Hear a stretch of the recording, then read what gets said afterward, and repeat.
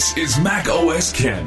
The EC goes easy on Apple, manufacturing moves in and out of China, and a new round of developer betas. It is Wednesday, the 1st of March, 2023. I'm Ken Ray, and this is news from Mac OS Ken, brought to you by yours truly and sponsored by BetterHelp Online Therapy. Get 10% off your first month at betterhelp.com/macOSCan. This show is also sponsored by Collide, endpoint security powered by people. Collide has some big news. If you're an Okta user, they can get your entire fleet to 100% compliance. How? Well, if a device isn't compliant, the user can't log into your cloud apps until they fix the problem. It's that simple. See, without Collide, IT struggles to solve basic problems like keeping everyone's browser and operating system up to date.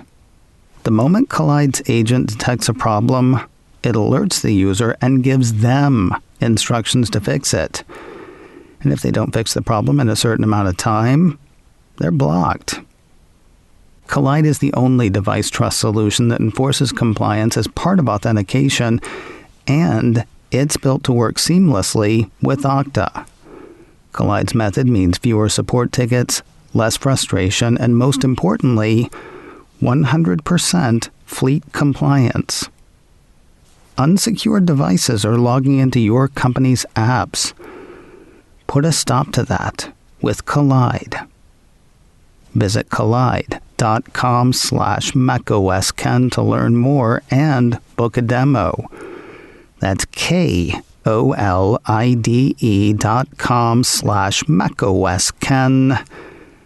Collide.com/macOSCan.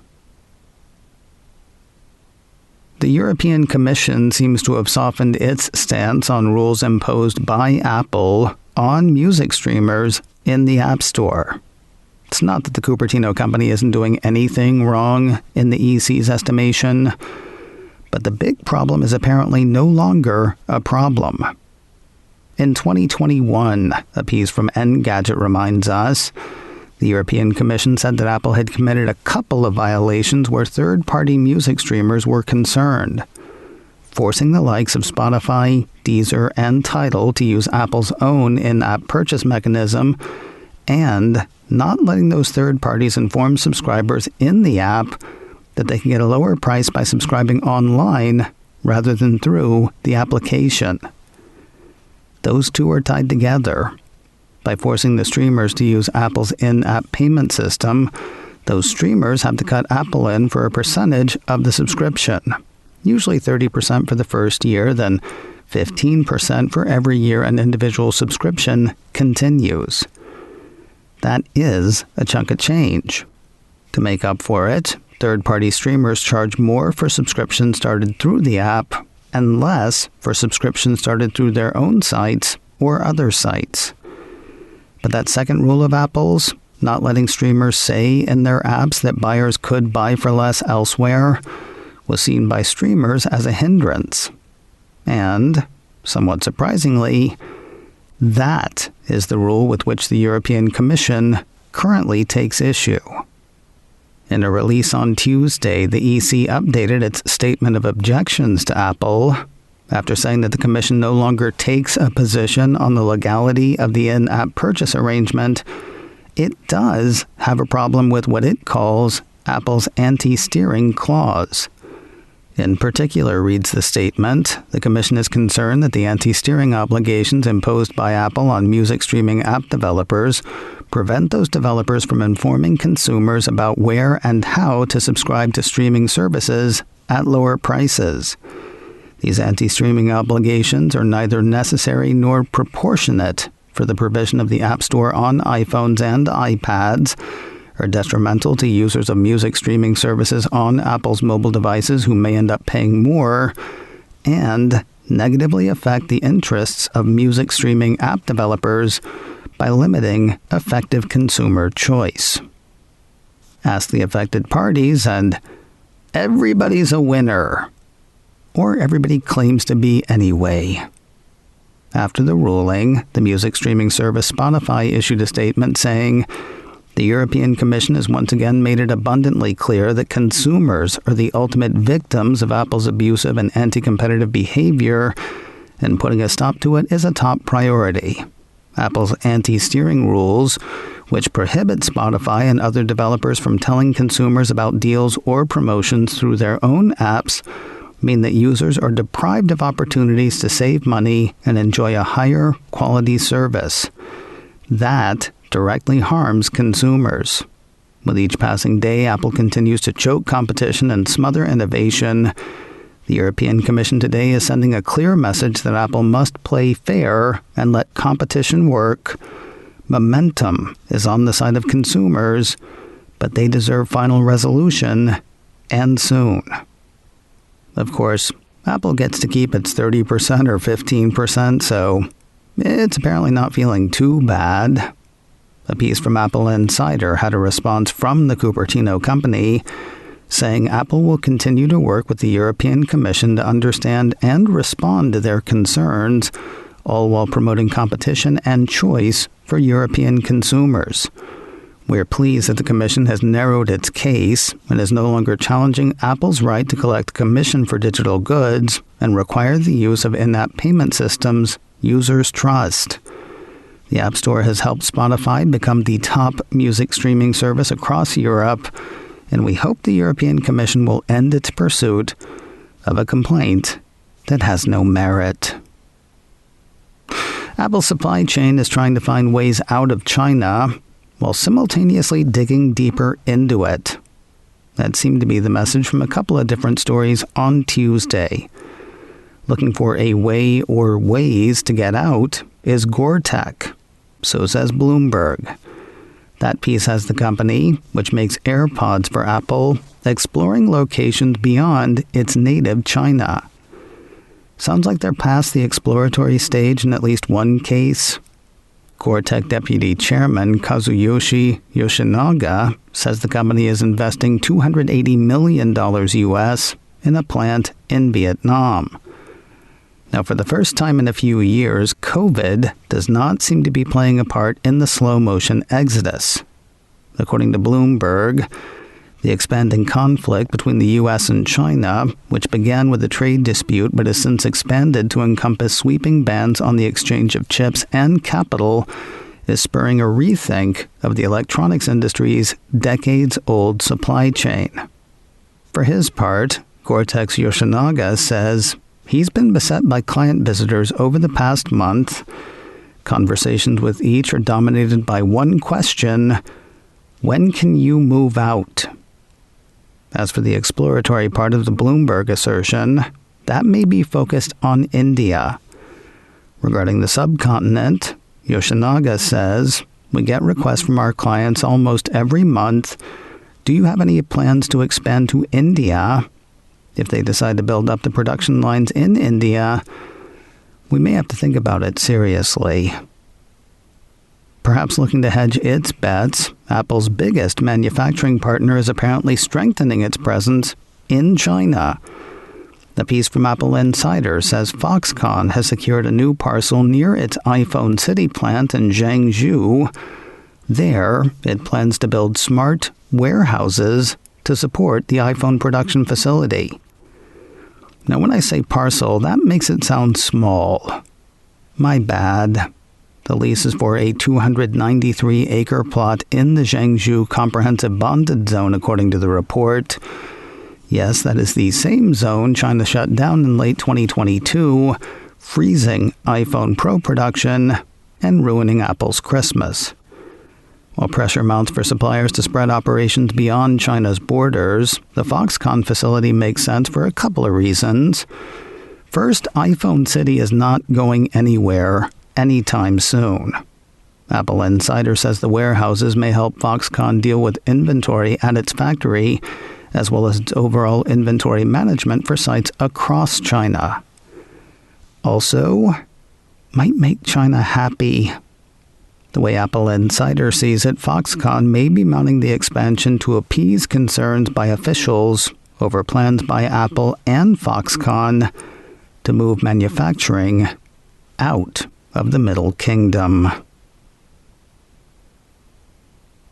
More news in a moment, but first a word from today's sponsor, BetterHelp, online therapy.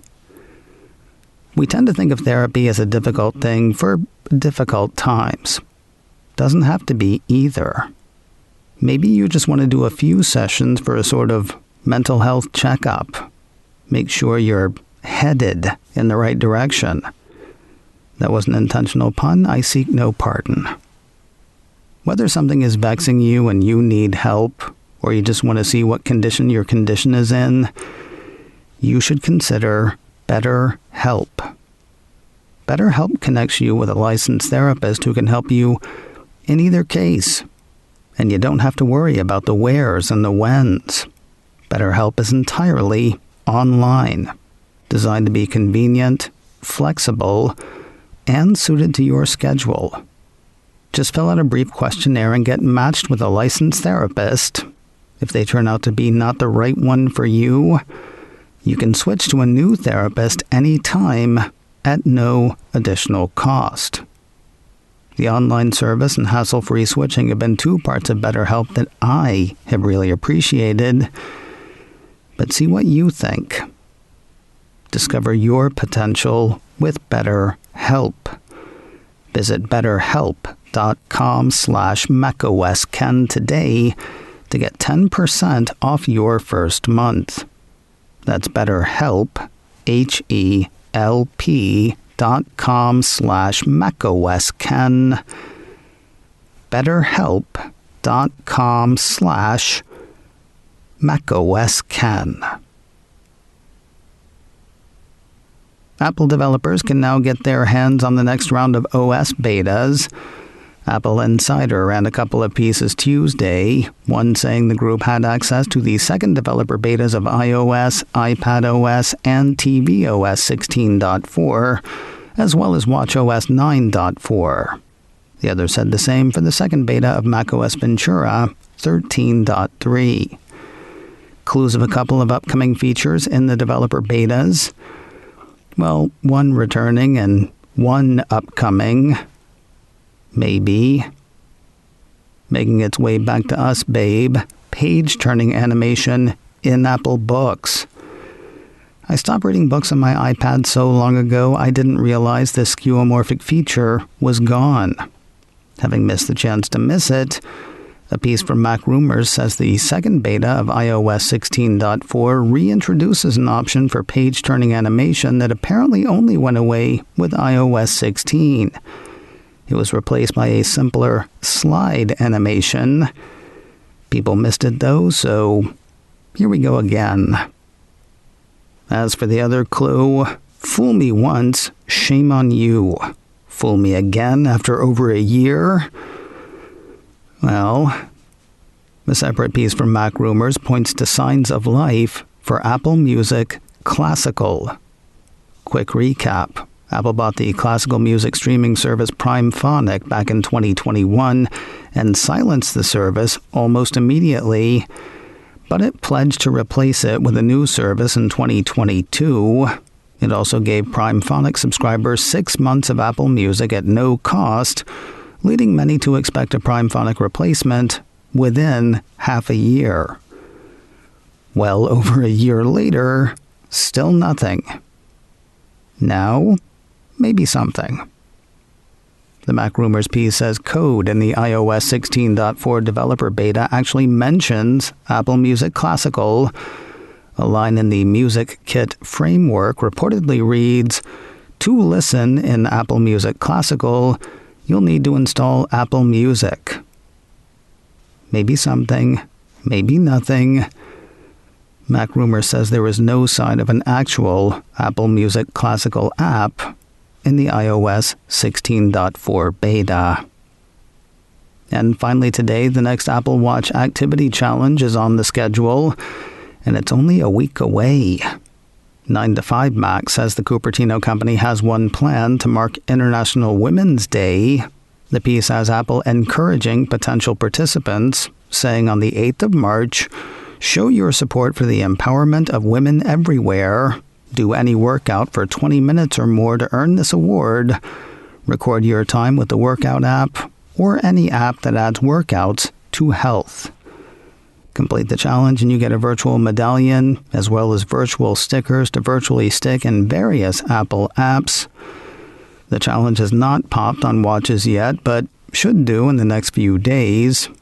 As indicated earlier, International Women's Day this year is next Wednesday, the 8th of March. Today on the Mac Observer's Daily Observations podcast, Facebook has a plan to help fight CSAM and revenge porn.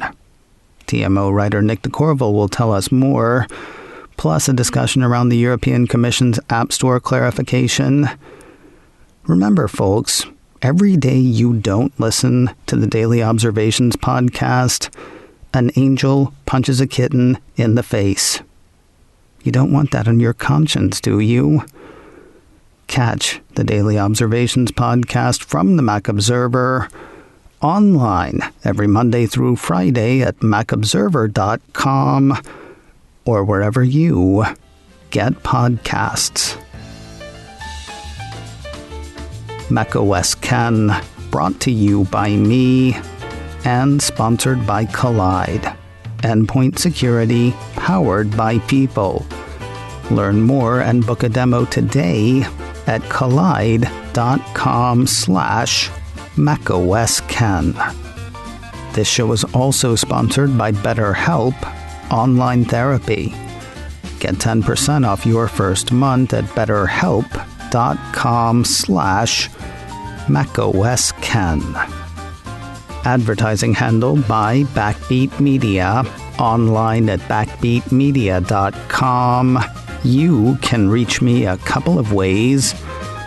Info at macosken.com or call 716-780-4080. Until next time, that is news from macOS Ken. I'm Ken Ray.